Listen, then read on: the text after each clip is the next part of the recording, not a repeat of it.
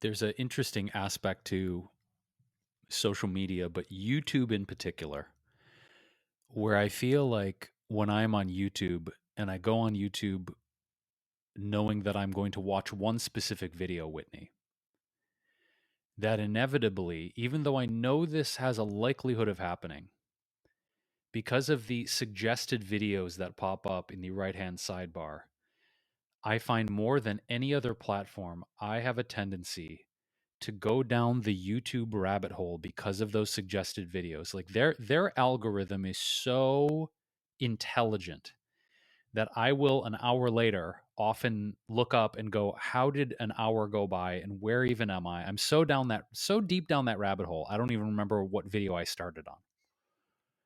So recently, I was on YouTube looking for some guitar instruction videos and was purposefully going on there just okay, I'm going to look for these different chord structures for acoustic guitar. And that leads me down a rabbit hole of like the new Mortal Kombat movie, and I'm watching trailers for that, and anyway, the rabbit hole continues to go down.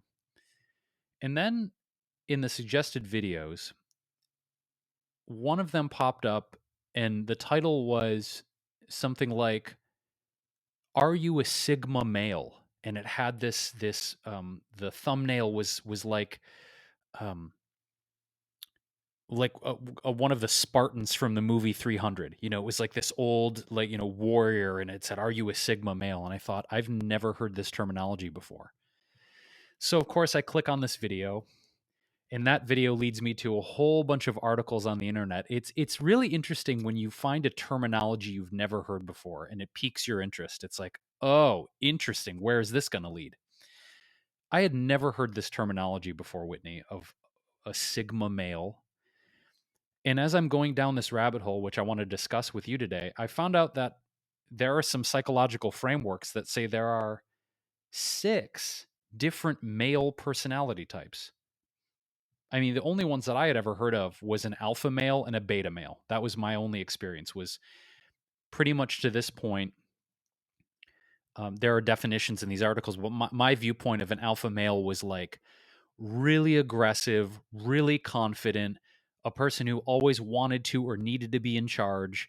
Uh, the kind of person that also maybe their aggression was directed in such a way that, um, if you like look up the hashtag like alpha male, or there's another one called alpha male shit.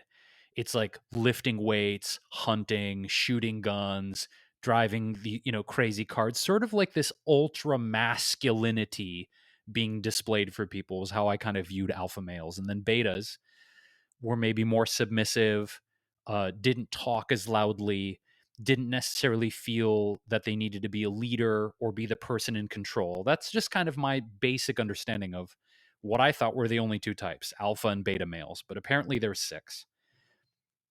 So I want to just dive in, Whitney, with talking about this Sigma thing because it was just a very, very curious thing to me. And like we've talked about Myers Briggs, and we've talked about the 4 tendencies, and we've talked about a lot of sort of personality tests. I want to go on record to say that I don't necessarily believe that there needs to be like a hard fast rule as I'm reading through this, like, oh, I'm definitely a Sigma male, or I'm definitely an Omega male, or a Delta male. It seems like as I'm researching this with a lot of those personality tests, that there's almost an amalgam or a combination of different aspects that I'm not specifically in one. Nonetheless, most of these articles that we will link to in the show notes at wellevatr.com, our website is wellevatr.com. That is where you will find the hub for everything we do, including the show notes and transcript for this episode. So anything we mentioned, the YouTube videos, the articles, anything Whitney pops out of her golden, beautiful mind, we will link to all of those in the show notes, where you can also find us on social media and watch the YouTube version of this video, unless you're already watching it on YouTube. I digress and I move forward. Sigma males, Whitney. Do you want to hear about them? Because I find this fascinating as hell. And as I'm saying this, it will be interesting for you to say, like, I wonder which one Jason is. Or, again, with gender non binary, we talk about this as male personalities, but it doesn't necessarily mean that since I identify as male, I'm the only person that's going to align with these characteristics. It may be that you shake your head, Whitney, or some of our female listeners and go, oh, yeah, I identify with that too.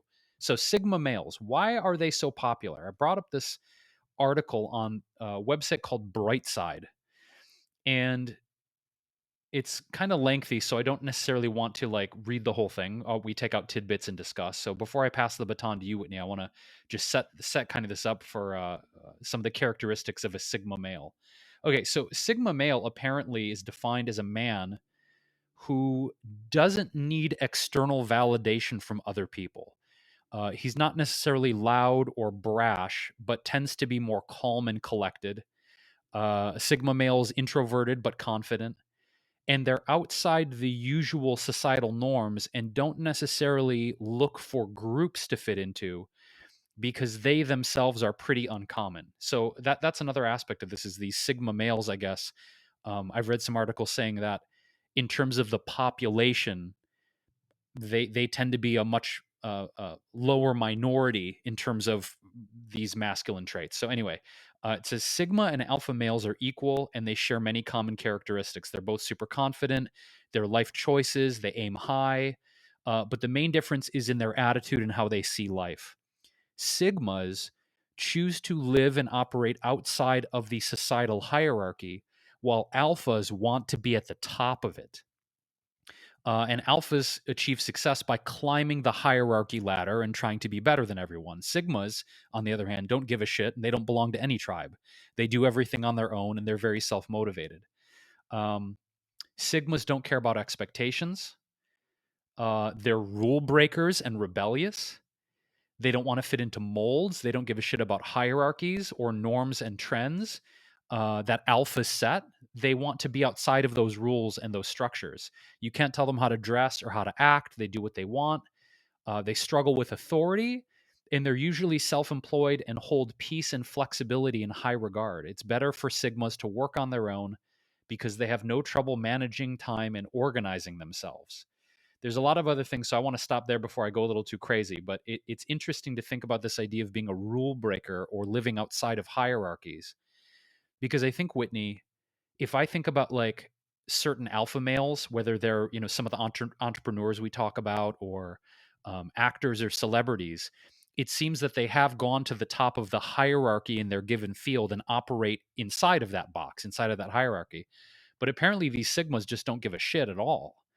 And so that was the first thing to me. I was like, ooh, I'm rebellious and I don't like hierarchy and I don't like rules. Maybe I'm a Sigma. I don't know. It's interesting. And I guess before I, talk my face off, I'm curious if you've considered this in the context of like either, men that you have worked with or men that you've dated, or if you even considered like what type of man you are magnetically drawn to in different contexts. How do you feel about this? Because I want to read more in the article, but I want to gauge kind of like how you're feeling about this whole thing from the get. Well, I feel like based on some research that I'm doing behind the scenes right now, that there's actually a big issue with these categories for men. First of all, trying to reduce ourselves into these type of categories in general is a slippery slope. But the thing that I'm coming across here is that there's actually a whole backstory behind the idea of alpha, beta, and now sigma men that is based in discrimination, misogyny. There's a I don't know if you came across any of this, Jason, but like I think it's interesting to me because it makes me pause in terms of why these categories are even being used and how they're being used and what they really stand for. So that's what I'm looking into right now. So I'm not really that interested in discussing this until I really understand the roots, because I think it can be a tricky subject matter when we don't really know the history behind the development. Like, for example, I was talking about on one of our episodes, I think it's an HBO documentary called Persona that gives the history of the Myers-Briggs test. And it opened my eyes to the fact that a lot of the categories that we put ourselves in, like, they're not without their flaws. And I think actually they can do more harm than good in a lot of ways. In fact, I also pulled up a recent Twitter post, and apparently the idea of the Sigma male got a lot of flack on Twitter recently, a few months ago at least, and people were really debating this whole concept on there that I haven't fully dug into yet. So that's what I'm doing behind the scenes. If you want to continue on sharing some things, Jason, then once I've finished and can better summarize some deeper perspectives on this, because I'm mainly because I don't want to feed into the subject matter if it does have roots in discrimination or misogyny. Like, that's not okay, and I don't want to perpetuate these classifications in that case. Fair enough. I think to your point, before I kind of read a few more of these aspects on this list that I find interesting, is that I think the danger you're talking about is that I think sometimes if we identify too closely with one of these personalities or categories, that we can often use it to justify behavior that is not beneficial or good, right? In the sense that, well, I'm an alpha male and I do alpha male shit and I'm just aggressive and I'm dominant and like, you either like it or you don't, as an example. Or, why I'm a sigma and I don't like hierarchy and I don't like rules and I don't follow anyone. There can be a justification, I think, when we identify too closely with what we think we are, and then we operate in a box, in a framework where we don't allow for any other type of behavioral shifts or perspectives because we think we are so much this thing. I think that's the big danger in any of this, right? Is I'm an ENFJ or I'm an INFP or I'm this and this is how I am in the world. It's almost the same as something like even astrology, right?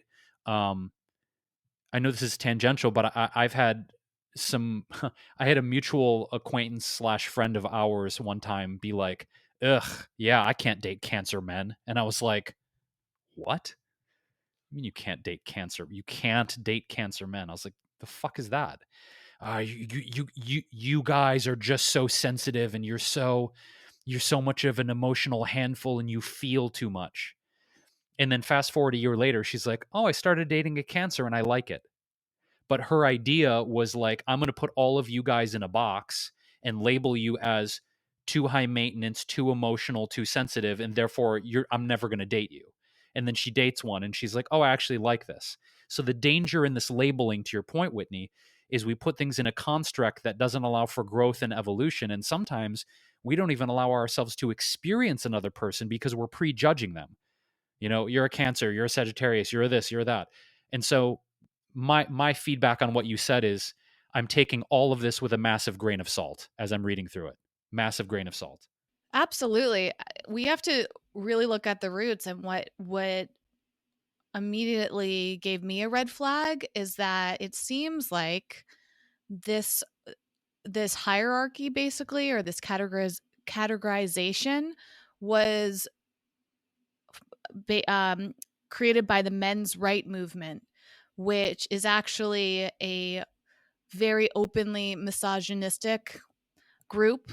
So that's where I was like, okay. And it also seems to be mostly comprised of white, cisgendered, heterosexual men, and even very like southern, perhaps very right wing, like very extremist white men. And to me, I have very little tolerance for anything that is racist, sexist, and ignorant. And it seems to me like there's also some ignorance around this idea of the Sigma male, Jason, that you might not have come across.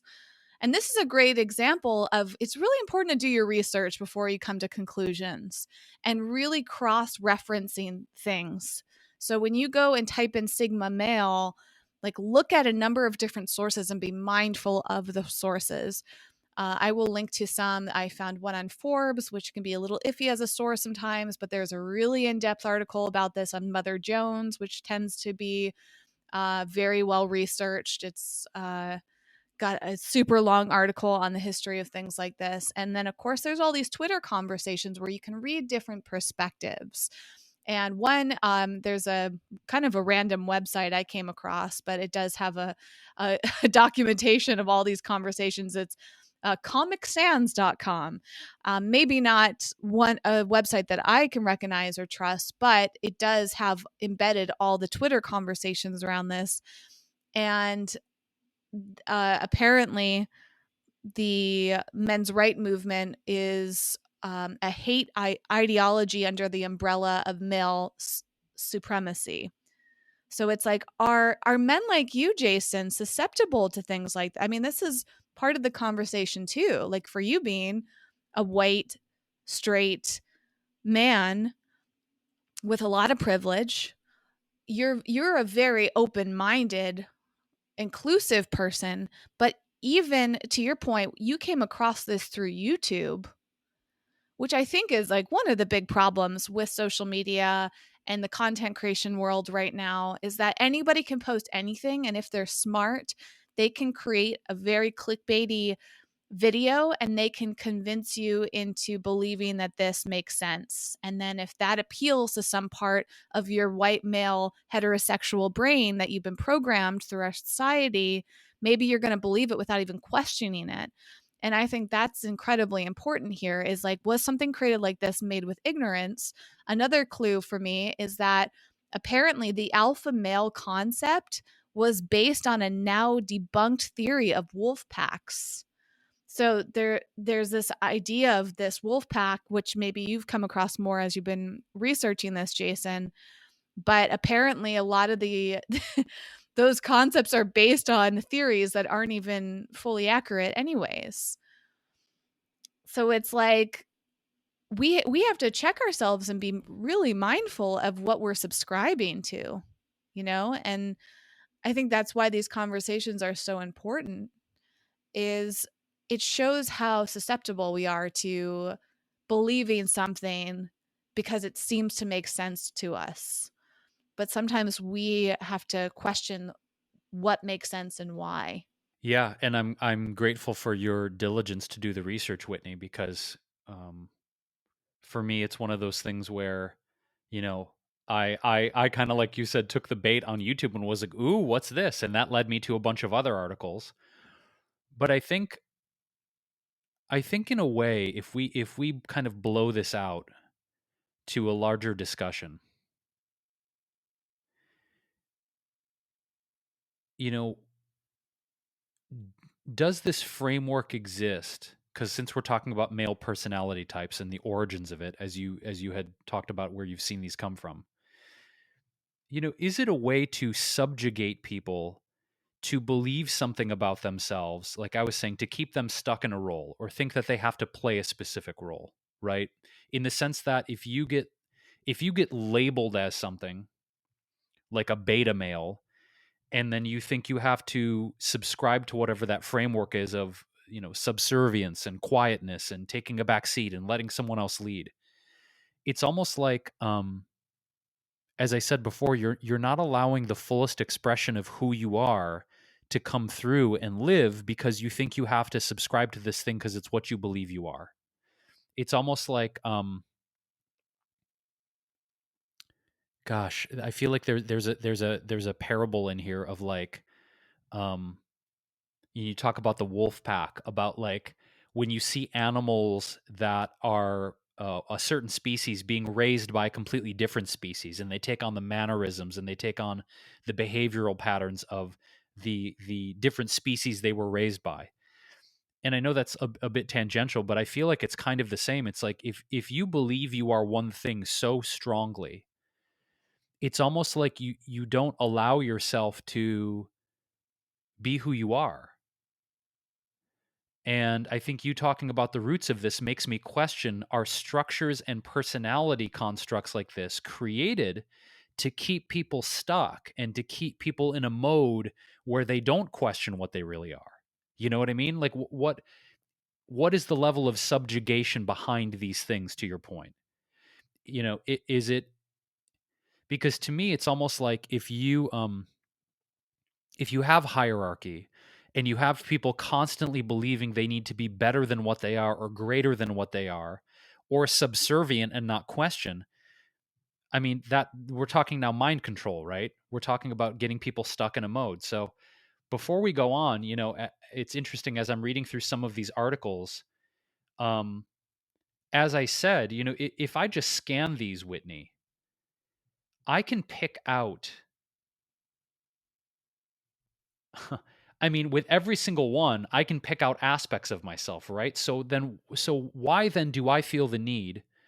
And why did I click on that YouTube video? What's going on with me psychologically that I feel like maybe I will feel safer and more in control if I have a very succinct, tight definition of myself, right? Well, I'm a Sigma Cancer INFJ Enneagram number 7. What are you? I mean, we put all these parameters on what we are. But the question is why? Is it because of safety? Do we want a level of certainty about what we believe we are in the world? If we believe a certain thing, is that sort of a true north that guides us through life because I believe I'm all these things? Maybe it is safety and security and certainty. Maybe that's why people want to align. And maybe that's why I did too. Maybe this will help me define who I am. But why do I feel the need to do that? That's the real question. Certainly. And this brings me back to that documentary Persona I was talking about, which I just pulled up an article from Refinery 29 about this that I'll link to in our show notes. As Jason mentioned, everything that we referenced today, if you want to continue down this research path with us, you can go to wellevatr.com and find links to everything that we reference. It's spelled WELLEVATR.com. And if you click on the podcast section, you'll find this episode and all these links. So in this Refinery 29 article, it is summarizing the Persona documentary. And a really great point that they make in this article is that while personality quizzes seem harmless and fun, they can be racist, sexist, and generally discriminatory. uh, and personality tests are, by and large, based on norms devised from college educated, straight white men who don't have any known disabilities. And that's part of my point here. Now, I believe, though, the Myers Briggs was because I didn't finish the documentary yet, actually. I got a little bored with it, to be honest. But from what I took away from it, that was actually a mother and a daughter that created that incredibly popular test. So I'm going to read a little bit more to remind myself of the history of that. But I do think that's a great point. It's like it doesn't necessarily have to be men, but I do think white people in general are responsible for many of these personality tests, which is, first of all, you know, concerning because racism is a huge issue. It's not inclusive in that case. People that are, quote, traditionally educated, right? So if you have access to a certain level of education, you might feel like you know better. Um, is it cisgendered? Is this heterosexual people? Like all of these other factors basically are excluding other people, right? So anybody who's coming up with this and thinks they have all the answers, they're very biased if they're not inclusive of others in the process of creating these tests. And that's the red flag that I have is like we really have to understand who created this. And then they've become such a big part of our culture and the way that we identify ourselves. And to your point, Jason, it's like we start to put ourselves in these boxes. And I think that we're drawn to that for a sense of security and for a sense of trying to understand ourselves. It's like, oh, if I know who I am, then I feel safer and more comfortable in the world because then I can, come out and be super confident in myself because that's who I am. And astrology is similar in a lot of ways. Like I'm actually someone that's very intrigued by astrology, but think about how many times we use our sign as like a way to define ourselves. And to your point, Jason, it's like how much is that boxing us in? And to your point too, I remember reading horoscopes, and depending on the source, because some horoscopes can actually be pretty in depth. But some of them could, you could read any of them regardless of your sign, of regardless of your chart, and all of them could apply to you. So who's even writing these? I remember growing up being very intrigued, and there were these little like they were rolled up pieces of paper. Do you remember these, Jason? They were like your horoscopes, but they were like in tube shapes. Like, I haven't thought about this in so long. It's all coming back to me right now. But I remember like unrolling them and reading my sign, and they must have been like something you could buy for $1 at the checkout counter. I'm gonna have to look this up. But I distinctly remember them, and I thought, and then there were also like the books that you could buy, and I was thinking, as a teenager, who has the time to write these so quickly? Like, they're churning these out. How could they possibly be accurate? And like that was when I started to question the validity of it. It's like, if this is true, like, that takes a lot of knowledge and awareness. Now, certainly, I suppose some people could channel it. Some people are so experienced, but how can you predict someone's day? And I remember as a kid being very drawn to that because it was like, it felt safe. It felt reassuring. It felt like I was less responsible, and that's part of it too. There's almost like, oh, well, I can't help it because I'm an Aries. Or for someone else, like, oh, that explains your behavior. You're an Aries. Like, of course you would do that. And it's like a really quick way that we can make judgments or excuses or explanations for anyone's behavior. But it can be very damaging at the same time, to your point, and it can also perpetuate sexism and racism and all of these different issues that we're facing right now. And that's why I think it's incredibly important that we evaluate the roots of it. I think these things exist too, maybe because on a primal level, as human beings, we're constantly trying to assess benefit versus threat when we meet a person.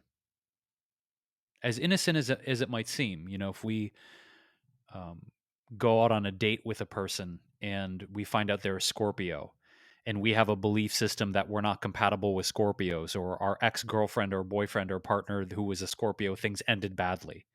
And then we have this preconceived notion or judgment of this person is probably a threat, so I won't give them a chance. Or if I see someone who's classified themselves as whatever, a Sigma male, then I expect that they're going to be rebellious, and maybe that's going to be too chaotic. So I ought not give them a chance. I think this really comes down to, why do we? I mean, let's get to the nitty gritty. Why do we have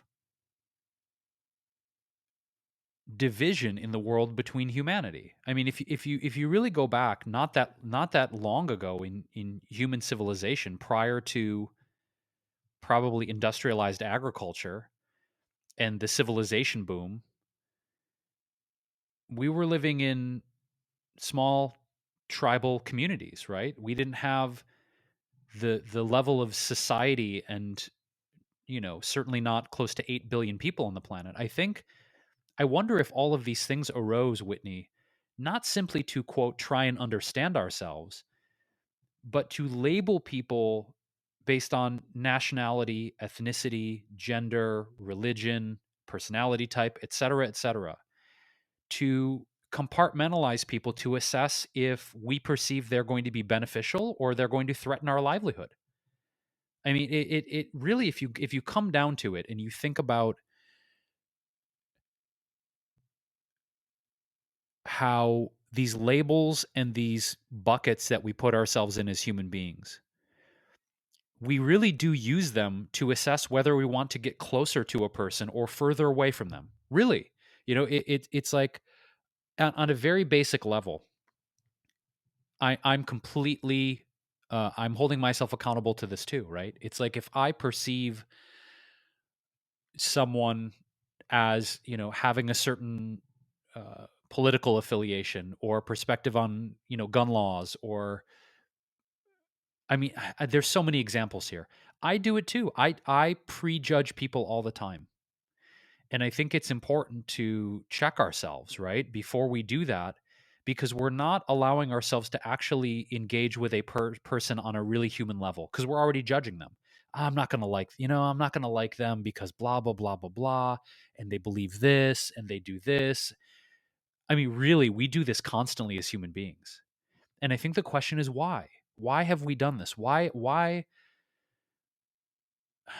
I don't know. I wonder what the world would be like and how humans would treat one another if we were to get rid of these labels and these boxes.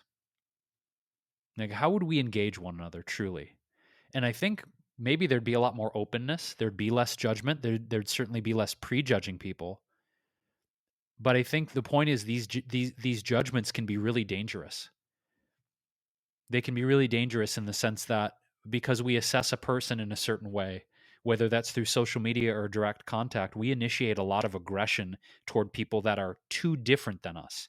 If you're too different than me, you must be unsafe and you must be untrustworthy. Therefore, you're the enemy. Really, like at the foundation, why else do wars continue? Why is there mass violence and mass hatred? We can't as humanity, we can't seem to stop war. We can't seem to stop killing each other. And the question is why?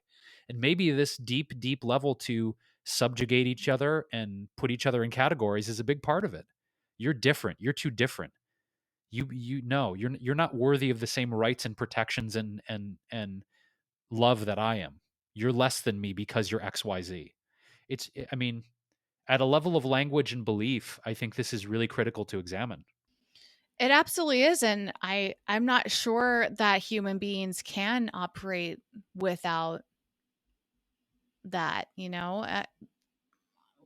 we haven't figured it out thus far. Maybe we haven't been around quite as long as we think we have, so there's a lot of shifts in our consciousness, but who knows if we have enough time?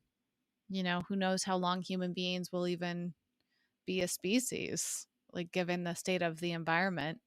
I've been watching this movie or not movie, the series on HBO called Raised by Wolves, and it's really fascinating because the concept of it is that Earth has been destroyed by war, and that basically separated by religious people and atheists. And this far into the future, it's like 200 or plus years in the future, there's now androids that live amongst us that are helpful and some are dangerous, and kind of like Terminator. And of course, the androids can be programmed to be religious or atheist. And they try to start over humanity. So from my understanding, it's a little confusing. Once I make it through the series, I'm going to go and do my research on it. I'm afraid right now to do research to see any spoilers. So this is all based on my viewpoint. But basically, the very religious people create an ark, which is a spaceship in this, but similar to Noah's Ark. And it's kind of elitist or classist or based on religion that only certain people can go on this ark to survive. And the people on the ark are the very religious people. So I imagine all the atheist people supposedly are left behind, although there are twists to that I won't get into. And their hope is to go to a different planet and start over. But it doesn't go that way, and that's all I'll say. And the show is just this realization that just because you're religious does not mean that you're full of peace and harmony. And we certainly know this. Like, it seems to be the belief system that's rooted in love and connection and support. But you and I both know, Jason, after our experiences in Christianity and Catholicism, like, it's not always like that. And it's unfortunate. And certainly in the United States and other parts of the world, we see corruption happening from money, from sex, from violence. Like, it doesn't solve it. It doesn't bring peace to everyone just because you all believe in a similar religion or the same religion. And that show is highlighting that, and how even that desire to try to start over, like, oh, let's escape this war, we'll start over. But it's like, we can't really escape it. Like, that's perhaps what it is to be human. Like, that might just be part of our experience. And similarly, if we look at nature and the violence that happens within nature, that's just part of the animal experience. And we see these lessons over and over again. We as human beings even try to tame animals, and then we blame them for their natural tendencies, their natural aggression or violence or behavior, and we try to control them. And I think, honestly, that's part of what this all is, Jason. It's control, but it still comes down to a root in safety. I think we're all just scrambling to feel safe all the time, and whatever we can do to create comfort or a sense of calm or control. And I almost see over and over again, it's like the more we try to control something, the less it's controlled. It just eventually will be out of our control again. And that seems to be the ongoing lesson in movies and TV shows and books. It's like that's like one of those classic storylines, is the people that thought they had it all together and controlled are often just as susceptible to ego and violence and corruption and all of these issues. And once we fall into those traps, everything falls apart again. So maybe it's more a matter of acceptance, Jason. Like, it's not even the act of trying to achieve peace feels kind of forcing, because if that's against our nature to have peace, it just reminds me of the more of the Buddhist way of life, which from my perception, is all about acceptance. It's not trying to control and stop things or prevent things. One of my favorite examples is when I think, is it the Buddha that this man goes up and spits in his face? That story, Jason? Do you know what I mean? Let me look it up. Yes. So it's the story of the man who spit in Buddha's face. And that is one of my favorite stories, because the reaction was not what the man who spit thought that he was going to get from the Buddha. The Buddha just sat there and didn't react. So he's not trying to control the man or shame the man or get the man in trouble. He's just letting that man exhibit his behavior and his anger. And actually, through that process of acceptance, I believe what happens in the end is that the man recognizes it himself, and that's how they work through it. And I think that's like one of the biggest lessons, even when we were talking about that Alan Watts quote, Jason, like, the reason you're not better is the reason you're trying to be, or whatever it is. It's like, maybe we just need to stop trying, and we'll achieve either what we want or what's actually better for us. Not, it's also like the Rolling Stones song, like, you don't always get what you want, but you get what you need. It's like we as human beings tend to just strive and strive and strive and control, and we want things, and we think we need them, and we think we're right about them. But if we just kind of relaxed and let go of control, maybe we would just be in our natural state and get more of what we actually need. I did want to share some more research that I found, and because I didn't finish the Persona documentary, I likely missed this part of it, where the women, it was a mother and daughter, as I remembered, named Isabel Briggs Myers and Catherine Cook Briggs. They developed a test together, and Isabel had written a wildly racist novel. So people believe that the test contains traces of her racist, sexist, ableist, and classist ideals, which is really disheartening to hear. Because here we are saying, oh, I'm an INFP or whatever. And it's like, because some racist, classist, sexist, ableist woman labeled you as that? Are you a Sigma male because some white heterosexual man said that you are. Like, who are any of us to label each other in these ways? And that's part of the issue too.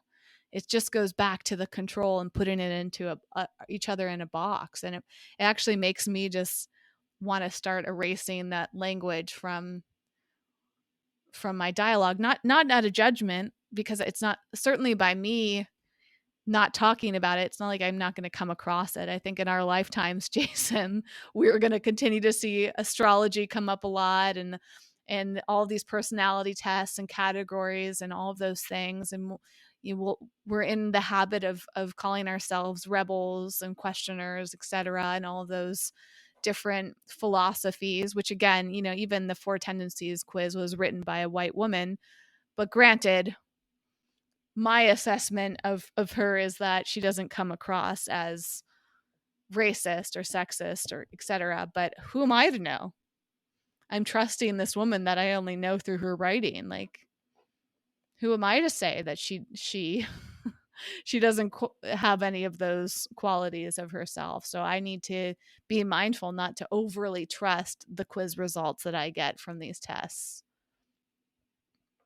And I think lastly, I would say, Jason, that like it's not just about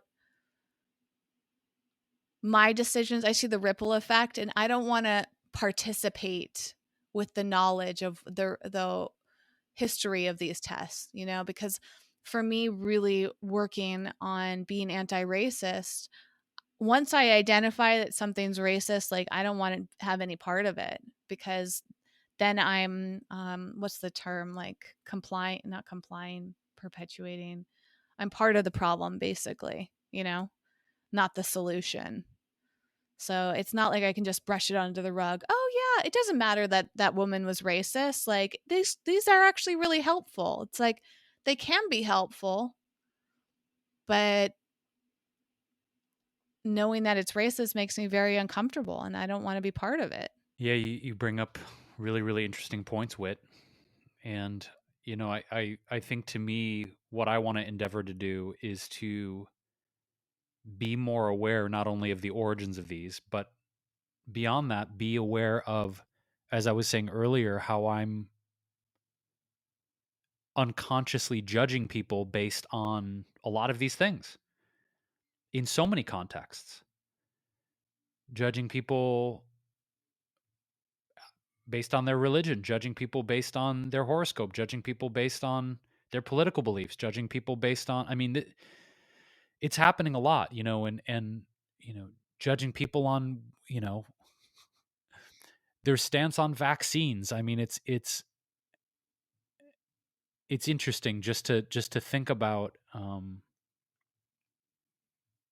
how when we spot a difference in a person, we seem to just shut off any possibility of appreciating or acknowledging the other aspects of their humanity. It's really interesting, that as soon as they bring up something that doesn't sit with our worldview, it's almost like, can we have a better level of interaction and respectful communication with people that believe completely different than us? To that point, we actually, as a potential teaser, we got a really, really wonderful email from a listener who is a small farmer in the Midwest, who um, we invited her to come on and talk about um, what it's like to have a production that kills animals for food. It's like we've never had a guest like that on here. Now, could we have, as people who identify as vegans, responded to that email with vitriol and anger and like, there's no way we'd have you on, you're an evil? No, because she's a human being with her own thoughts and perspectives and belief systems. And to Whitney's point, we have a lot of conversations behind the scenes about the direction of this podcast, what kind of guests, what kind of conversations, what uncomfortable subjects we want to cover. And to learn and grow, and also, I think, walk the talk of let's be inclusive and talk to people who have wildly different belief systems and practices than us. It's going to be uncomfortable as hell. Of course it is. But I don't certainly care to surround myself, Whitney, with only people that are in perfect alignment with my beliefs and viewpoints. I think that's dangerous to a degree because it isolates us. It puts us in silos of thinking that's the only worldview there is. My worldview is the worldview. But I think it's also dreadfully boring at a certain point, isn't it? If you're just surrounding yourself with people with the same religion, same beliefs, same sexual orientation, um, it's a very myopic way, I think, of living life. And so I use this example as a potential future guest. We haven't officially booked her yet, but she sent us the sweetest, kindest email. It was a wonderful email. And it was like, I want to talk to this person as a human being, even if I completely disagree with her ethics and her worldview, that I can still engage her as in a loving, respectful, receptive way. And I want to practice that. I want to practice talking to people that I may say, you know what, respectfully, I completely disagree. I understand what you're saying and why you believe what you believe. And I can still love you and respect you and honor you as a human, even though I disagree with you. And I think if there is any hope of humanity surviving, I mean, environmental catastrophes aside, um, we have to do better at respecting and loving one another, even if we completely disagree with who they are. It's not easy, right? Because I told you when I got that email, I was like, I don't know if I can do this. But then I sat with it and I was like, no, this is a human being with a beautiful heart who wrote an eloquent, sweet, honest message. Let's talk. Let's talk. Let's talk and be open. And I think to me, I want to do better at doing that, not just here on the podcast, but in life, dropping the judgment, dropping the barriers I put against people and say, they're a human being they've suffered, they've loved, they feel things. Likely, they just want to be healthy and safe and protect their family and live a good life. Their definition of that is maybe drastically different than mine. But I think at the core, most people want safety, health, protection, abundance, and know that they and their families are safe and healthy. I really believe most human beings want that. They might go about it in different ways, though, and that's where we get hung up, right? That's where we hung each other up. Absolutely. And this the show wouldn't be called This Might Get Uncomfortable if it didn't get uncomfortable at times. We say might because some episodes feel pretty comfortable to us. But, a lot of times we're talking about things that we feel ignorant in or things that we're questioning, and it goes in different directions. Certainly, I think when you brought this subject matter up, Jason, you probably weren't anticipating it to go here. And that's why it's so important to talk to other people and to verbalize when you don't fully agree with somebody. I think doing it kindly and respectfully is my preference. It's not always going to go that way, and tough conversations are tough because we're all bringing our viewpoints, and sometimes our viewpoints clash, and it's scary. It's threatening. I think that's the human nature, is that we are threatened when we don't feel like we know where something is going, when we feel like something is different and going to change course, when we are right now as human beings mostly terrified of doing things the wrong way. There's so much shame in getting things wrong. We are really encouraged to try to get things right, but the more I explore these subject matters, the more I realize like it's so gray. It's not black and white. And I tend to be very repelled by belief systems that are based in something being right or wrong, black or white. I think that open minded look and that acceptance, as I mentioned earlier, are important because oftentimes our viewpoints are based in the past as well. Like they're based on past information, not present. And to your point, Jason, to acknowledge another human being standing in front of you and recognizing that we could completely change our worldview in that moment is actually very exciting to me. There's it reminds me, we talk often about how uncomfortable it makes us when the vegan community gets really in the ego about being doing things the right way. And I think actually talking with somebody like this woman is really important for us because as much as you and I, Jason, identify as very compassionate, open minded vegans, the fact that we're triggered by someone like that shows that we still have a lot of growth to go. Like we have a long way to go in our thought processes. And it's also scary because we run the risk of other vegans judging us and putting us on blast and trying to cancel us because we're open minded. But, you know, it still brings me back to the show Raised by Wolves. So for anyone who hasn't watched it yet, it's on HBO. And there's a lot of really interesting philosophical viewpoints of the show. And like the religious side of it is really interesting because I've been watching it thinking, like, is this show kind of have an atheist agenda or does it have a religious agenda? I'm not sure, but like the fact that I'm not sure if it has an agenda is actually exciting because that shows that it's like perhaps trying to be in the middle in that gray area and showing different perspectives. And there are some scenes where people are questioning the religion, and the religious people are basically like, if you don't do this, if you don't believe that, then like you know, you're wrong or whatever else. And it reminds me of the vegan way of thinking where it's like, oh, if you even consider or if you're kind to somebody who kills animals, like you're not a good vegan. And I don't believe in that. I think that does a major disservice. And there's this woman that was on TikTok who actually got banned. Jason, I don't know if you've ever heard of her, but she's called the Vegan Teacher. You've heard of her? No.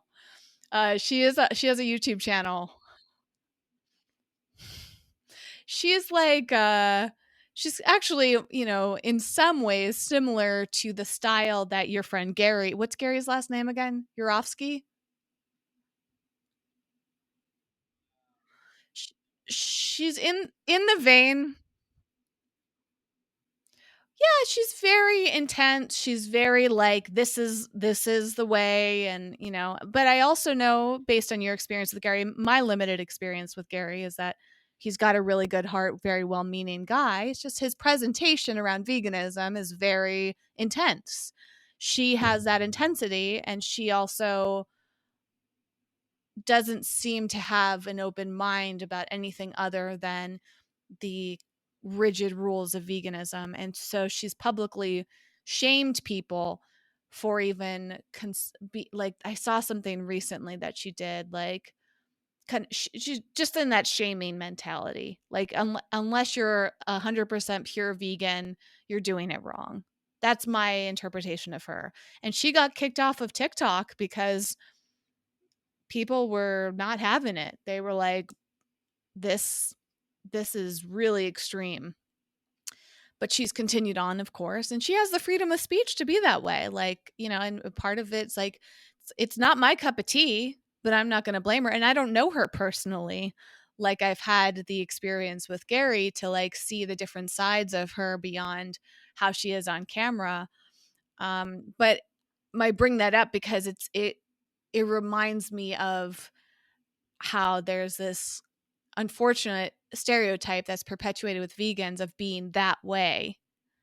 And I think actually, Jason, we do a service by showing that not all vegans are that extreme. And some vegans can be very open minded and willing to engage in dialogues, even with people that they don't agree with. So that excites me as well. And we'll see if that happens. So a good reason for the listener to subscribe if you are willing, if you're open minded. I imagine if you made it this far in our episode, you're fairly open minded. But just because you're interested in personality tests doesn't mean that you necessarily share the same beliefs with us. And that's okay. That is completely okay. And a place that I'd like to move into in my life is to accept the fact that not everybody's going to agree with me, and that's okay. Accept the fact that some people might be angry with my beliefs, and that's okay. It is okay for us to feel those feelings, to have those opinions. We're all at different stages in our consciousness and our life experience, and we're all being shaped from many different factors. If you would like to voice any of your opinions, your thoughts, you can email us. You can send us a message on social media. As Jason would say, you could send a carrier pigeon, whatever works. But maybe if you're vegan, you wouldn't want to send a carrier pigeon. I'm not sure. But typically, people reach out to us via email or social media. And you can find all of that information very easily on our website, wellevatr.com, which again is spelled WELLEVATR.com. If you search for it, if you go directly to the website, you'll find that along with our social media links, our email. You can even comment on the show notes of this episode, which are available in the podcast section of our website. You'll find the whole transcript, you'll find tweetables, you'll find links to all the articles that we mentioned. It's all there. There's a YouTube video if you're not already watching it, and other episodes as well. There are also instructions if you would like to subscribe or leave a review for us on Apple Podcasts. And there's one other podcast player that allows reviews, but I forget what it is. We love hearing from you. There's also all different podcast platforms and websites you can go and leave reviews on. So if you're on any of those and you'd like to help us spread the word, send us some positive love on your experience. We'd love to hear it. And if you want to share any criticisms or voice any opinions that aren't in alignment with us, we prefer to receive those privately so we can have a safe dialogue with you. But you are also welcome to post those publicly because we don't have control over how you do things, which is a lesson that we are reminded of all the time. Thank you so much for listening. We appreciate you, and we look forward to having a dialogue with you, either one-sided with our next podcast or together through some communication. We have new episodes every Monday, Wednesday, and Friday, and so we will be back in just a few days. Bye for now.